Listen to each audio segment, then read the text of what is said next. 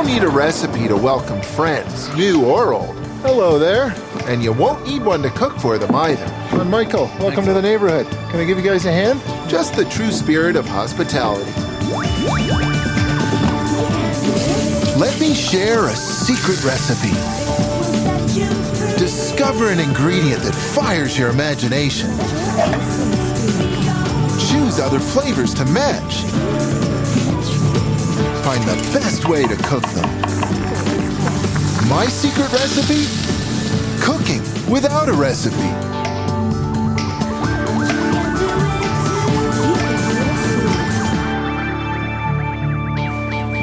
Why don't you come on over to our house for supper? Sounds good. See you at 6. Thanks, Michael.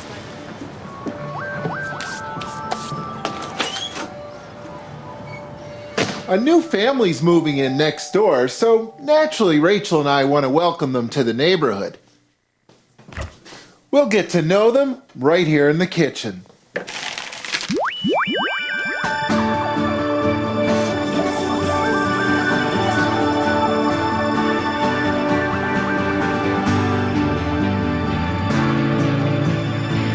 Now, I was saving this for Sunday, but I think tonight calls for something special. A beautiful prime rib of beef. Now, I know a big piece of meat like that can be a little bit intimidating, so today I'm going to show you how to really roast beef.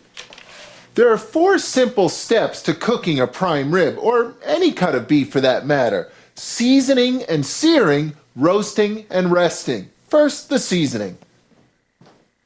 And that means salt and pepper, which we often take for granted. But when it comes to adding flavor, nothing's more important than salt and pepper. Now, I actually have quite a collection of both.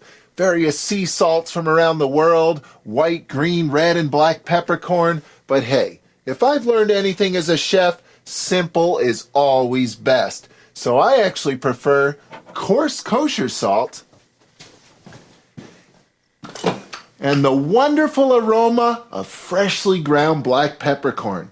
But before you actually season the meat, take the time to dry it, because dry meat will actually sear better.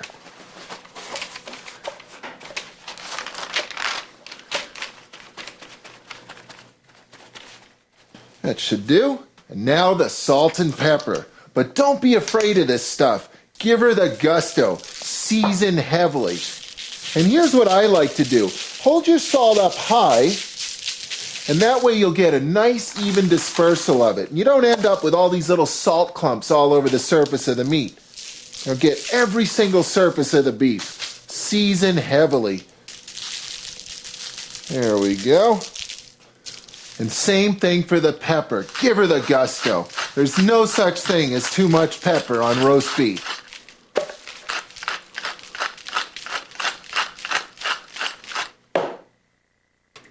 Now, you don't need a big fancy roasting pan either. In fact, I usually use a simple skillet.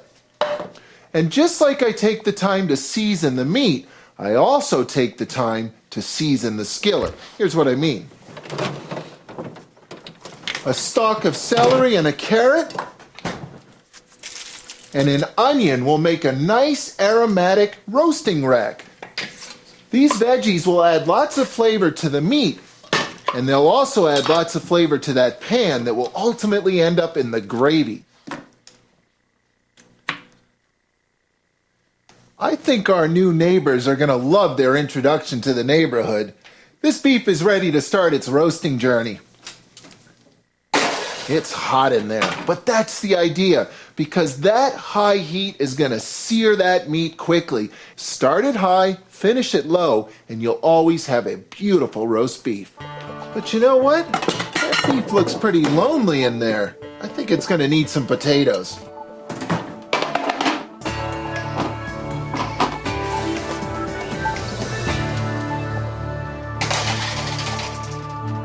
Hey, nothing's better than beef and potatoes. Or for that matter, a nice sandwich on moving day. Some ham and cheese should do the trick.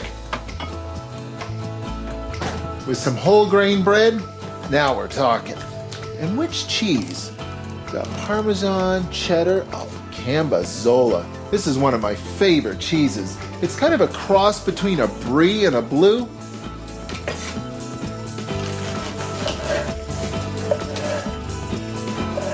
Some nice deli ham with my favorite mustard, a little Dijon. Now for the cheese. My mom taught me how to make the world's best grilled cheese sandwiches, and she always used butter. Now the key to a great grilled cheese sandwich is the heat in the pan. Just below medium works best, kind of the same temperature you would cook a pancake at. There we go. And now it's time for step 3 on the roast beef. It's already been seasoned and seared. Now it's time to start roasting. For that, I want this oven at 300 degrees, a relatively low temperature, because if I kept it at the high temperature, the meat would start shrinking. Low temperature is the way to roast. Hey, a beautiful prime rib of beef, some grilled cheese and ham sandwiches. What a wonderful introduction to the neighborhood.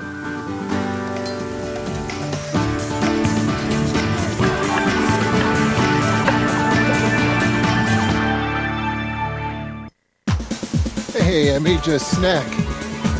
Enjoy. We have new neighbors moving in, and since Rachel and I remember the chaos of moving our family, we've invited them over for supper. We'll save them the hassle of setting up their kitchen while they sort their world out. Nice surprise. Great to have a chef next door. You can fill your kitchen with hospitality too, because the simple act of sharing is a wonderful way to welcome anyone, anytime. To mark this occasion, we're going to enjoy a full-blown prime rib of beef. It's been seasoned with salt and pepper, seared with lots of high heat, and now it's resting in a nice warm oven. Now the only thing better than roast beef with baked potatoes is roast beef with baked stuffed potatoes, a perfect way to dress these up to meet their new neighbors. I make mine by simply trimming off the tops like that. And of course, a good baker potato is the best for this kind of thing. I'm trying to get as close as I can to the skin, because the more potato I take out, the more flavor I get to put back in. These were actually one of the first things that my mom let me experiment with when I was a kid, because you really can't mess them up. Just about any flavor under the sun tastes good in a baked stuffed potato. But when I was a little kid, I quickly figured out that a good stuffed potato always had bacon and some kind of cheese in it.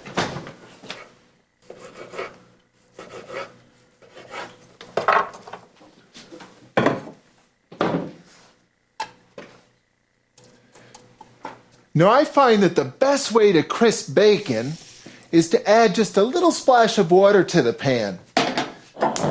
It'll help the bacon release its fat, and it'll help it crisp evenly.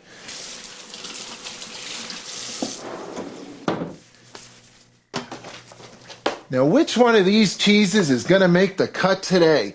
Well, I've got some beautiful cheddar cheese. This is a great choice, of course, with bacon and potatoes.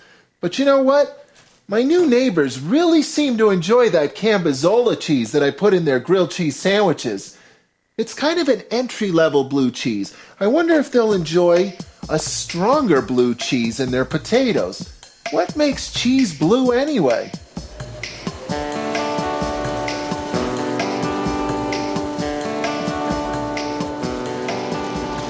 Stilton, Roquefort, Gorgonzola, Cambazola. You either love them or you hate them, because you can run, but you can't hide from blue cheese. Blue cheese is the result of a happy accident.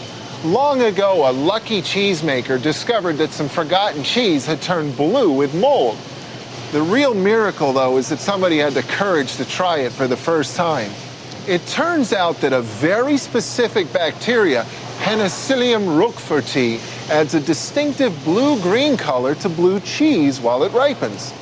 The mold grows inside the cheese, breaking down complex organic molecules into simpler ones. It smooths out the fibrous structure and adds lots of sharp flavor and aroma. Today, there are many types of blue cheese, each with their own distinctive flavors. Connoisseurs celebrate the rich mellowness of Stilton and its sharp aftertaste. They love the pepperiness of Roquefort and the creamy smoothness of Gorgonzola. My favorite? Cambozola. It's a creamy, smooth, brie-like hybrid and a great way to dive into the colorful world of blue cheese.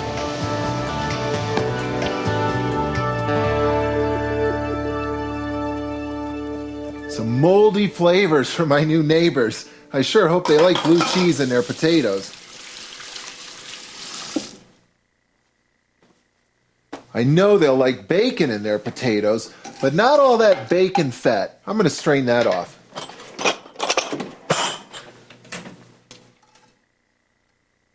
There we go.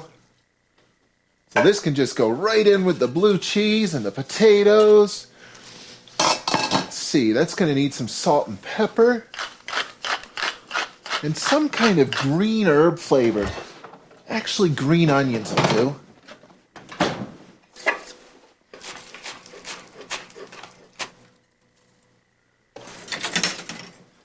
Now just mash away. Blue cheese is one of those flavors that either you love it or you hate it.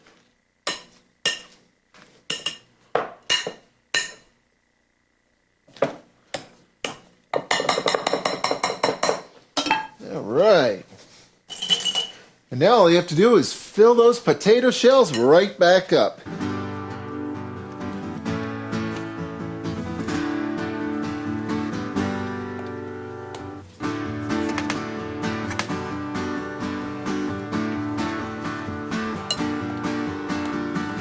Now, oh yeah, how's that beef doing? Does that ever look good?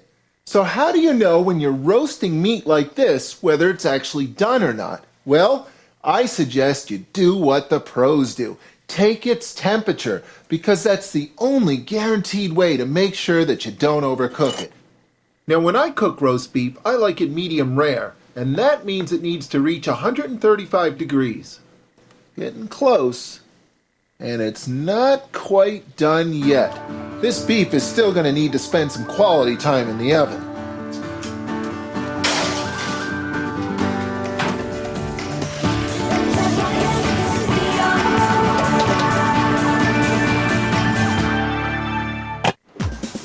We have new neighbors moving in, so to help them settle into their new kitchen, we're getting them out of it.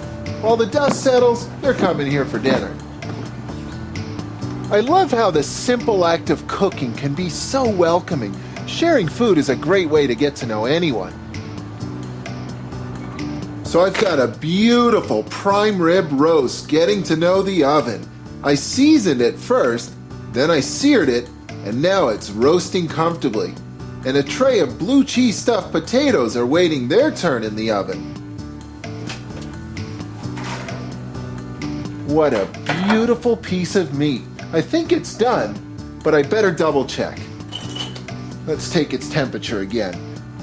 Now when I cook roast beef, I like it medium rare, and that means it needs to reach 135 degrees to be perfectly done. That also means I need to pull it at 130 degrees because it will actually continue to cook for a few minutes after it comes out of the oven. And it looks like it's ready to go. But this prime rib's not done yet. It still has one very important step to go: resting. So I'm going to let this rest for at least 20 minutes or so. And I'm resting it on a rack, not in direct contact with a flat surface. If you do that, you actually encourage the meat to release juices, and you end up with that pool of juice that you've seen before. Rest it on a rack. That's the best thing you can do for the meat right now.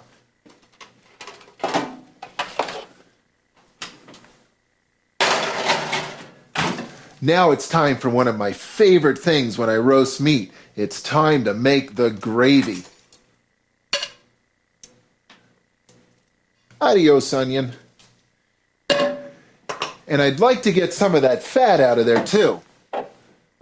I simply pour everything into a jar where the fat and flavorful juice quickly separate, and now it's really easy to pour that fat off. Now don't worry if there's still a little bit of fat left behind, because after all, fat is flavor. I know what needs to go into that pan. Some red wine. Did I say some red wine? I think I meant to say a lot of red wine.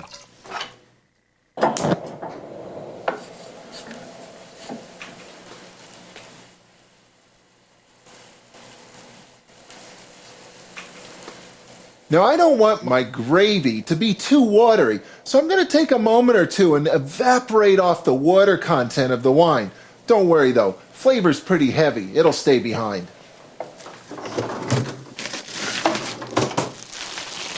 Now, I just happen to have some homemade beef stock that I made and froze into cubes a few weeks ago. But if you don't happen to have some of this kicking around, it's okay to use canned beef broth now as well.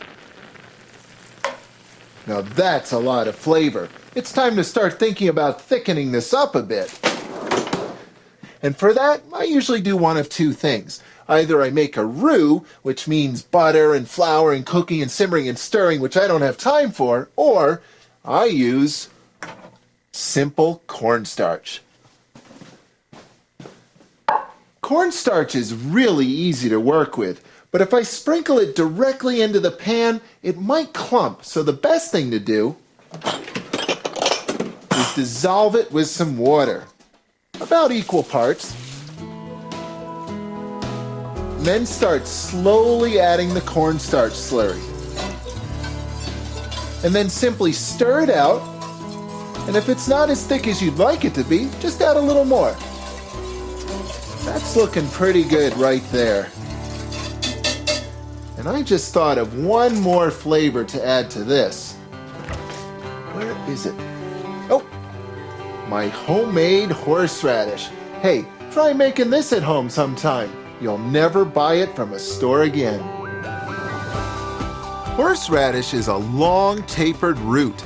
It contains a few volatile compounds that quietly mind their own business until they get riled up by a cook. Then they explode with unforgettable intensity. To harness the aromatic pungency of the root, simply peel it and toss it into a food processor. Process the works until it's finely chopped. Add a few balancing spoonfuls of sugar, then add enough cider vinegar to form a loose paste. And season with salt. Then put on your seatbelt and have a taste. Don't worry though, like all the best things in life, prepared horseradish will mellow with age.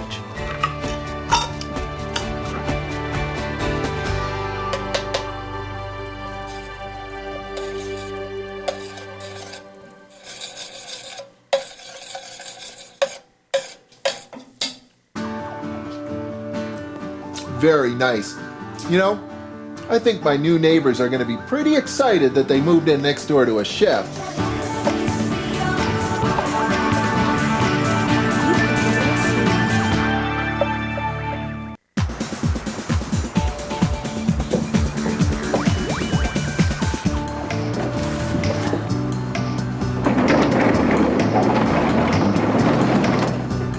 Now, I can't think of a better way to welcome a new family to the neighborhood than with a beautiful roast prime rib of beef. Because nothing says hello like a nice, warm, inviting, home-cooked meal. And a plate full of blue cheese stuffed potatoes and a bowl full of steamed broccoli. Now, Mother Nature doesn't always cooperate when it comes time to serve a prime rib. I've got 5 people at the table tonight, but there's only 3 bones on here. 1, 2, 3. So what do? Well, it's actually quite simple. I usually begin by simply slicing the meat right off the bones. So start right here, just above those bones, and let your blade follow right down the bones. Use them as a guide for your blade, just like that. Now it's easy to cut this into nice, even slices. Here we go. That's a big piece of beef right there, and it's perfectly cooked. Just look at that color. That's because I gave it time to rest and relax. The meat reabsorbed all that agitated juice. It's in perfect shape now.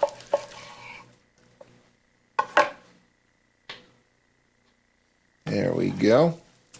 Now, I always like to add a little bit of fresh pepper at the last second before I send the meat out to the table. That's because the pepper loses a little bit of its flavor in the hot oven. That should do. This beef is ready for prime time.